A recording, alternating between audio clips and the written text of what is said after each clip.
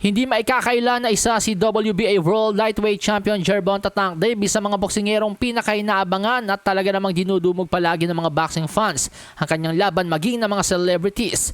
Pero sa mga boxing experts, analysts, commentators at maging hardcore boxing fans, palaging questionable ang ring resume ni Tank Davis dahil sa pagiging mapili nito sa kanyang mga kinakalaban at lumaki ito sa protection program ni Floyd Mayweather at ng PBC.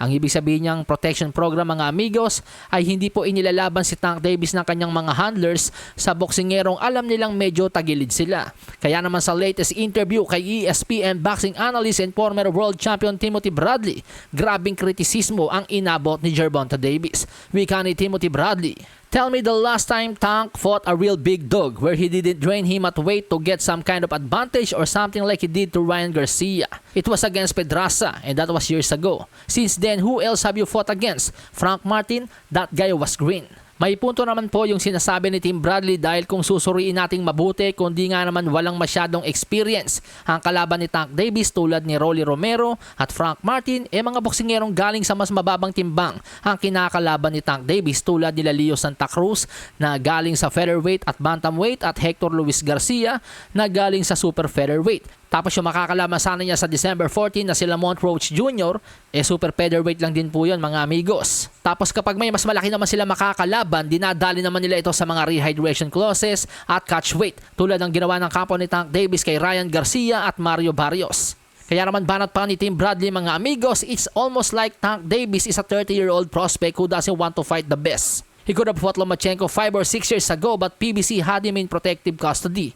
And I'm not kidding, PBC protected him so much, and at PBC they built a great product. Makeup covers up a lot of imperfections and the way they get him into fights can do the same thing. What are they afraid of with Tank? Put him in a fight with a lion, see if he can knock him out. That's what I want to see. And again, may punto na naman po yung sinabi ni Timothy Bradley dahil totoo naman po yun na noong mga 6 years ago, hinahamon na po ni Lomachenko itong si Gervonta Davis pero pilit na iniwas si Tank ng kanya mga handlers kay Lomachenko. Tapos ngayon kung kailan may edad na si Lomachenko, tsaka nagpapakita ng interes si Tank Davis na labanan si Loma.